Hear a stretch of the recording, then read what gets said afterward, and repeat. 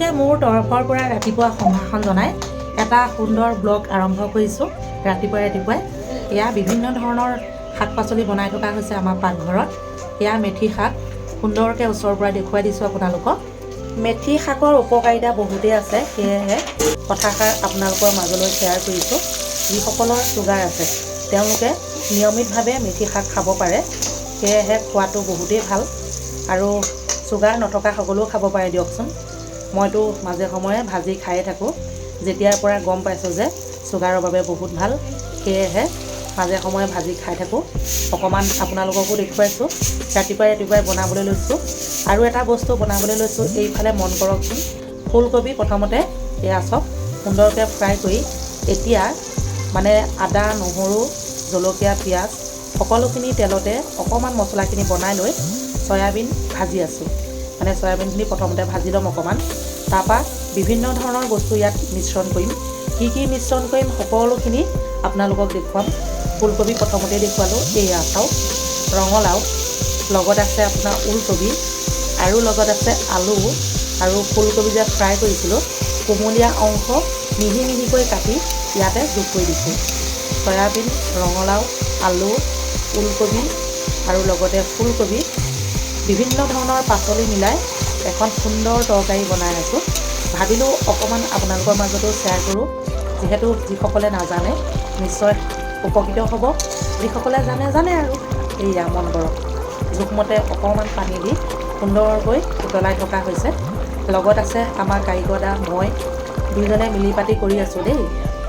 সম্পূৰ্ণ চব্জিখিনি সিজা পাছত এতিয়া যিখিনি ফুলকবি ফ্ৰাই কৰি লোৱা হৈছিলে সেইখিনি ইয়াতে মিশ্ৰণ কৰি দিলোঁ। বন্ধু বান্ধৱীসকল, যিসকলে মোৰ ভিডিঅ'বিলাক চাই ভাল পাইছে প্লিজ চেনেলটো ছাবস্ক্ৰাইব কৰিবলৈ নাপাহৰিব। কাষতে থকা বেল আইকনটো টিপি পেলাই অল কৰি থ'ব, যাতে সুন্দৰ ভিডিঅ'বিলাক দিয়াৰ লগে লগে আপোনালোকে ঘপককৈ পায়। এয়া চাওক, এতিয়া সুন্দৰকৈ চব্জিখন হৈ গ'ল। অলপ কেমেৰাত বন্দী কৰিছোঁ, গোটেই বৰ দীঘলীয়া কৰি দিয়া নাই। এয়া ফুলকবি, ওলকবি, ৰঙালাও, আলু আৰু যিখিনি ফুলকবি মানে কোমল অংশ সেয়াও ঠাৰিবিলাক মানে আৰু কাটি মিশ্ৰণ কৰি দিলোঁ। এনেধৰণে খাবলৈ বহুতেই ভাল লাগে, সেয়েহে আপোনালোকৰ লগত শ্বেয়াৰ কৰিছোঁ। মানে আজি ৰাতিপুৱা বেলাতে সকলো বনোৱা হয়।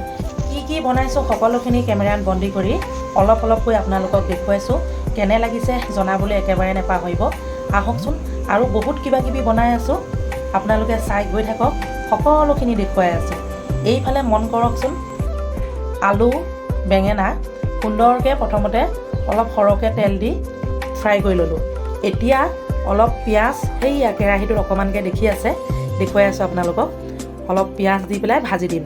প্ৰথমতে মই অকল হালধি নিমখ সানি লৈ ফ্ৰাই কৰি ল'লোঁ। পাছতহে আপোনাৰ আকৌ অলপ পিঁয়াজ দি সুন্দৰকৈ ভাজি পেলাইছোঁ। লগত এয়া বাদাম মিক্স কৰি দিম। এয়া চব পিঁয়াজখিনি অকণমান ৰঙচুৱা হ'বলৈ দিছোঁ। আৰু লগতে দুই এপাহ ফুলকবিও আছে, বেঙেনা আলু ফুলকবি মানে ভুজিয়া টাইপত বনাইছোঁ। আৰু এটা ভিডিঅ' সুন্দৰকৈ দিছিলোঁ বাৰু, তথাপিতো আজি অকণমান আকৌ দেখুৱাই দিছোঁ, যিহেতু এতিয়া মই ৰাতিপুৱা বেলাতে বনাবলৈ লৈছোঁ। এয়া দেই, পিঁয়াজখিনি জলকীয়াখিনিও ফালি দি দিছোঁ।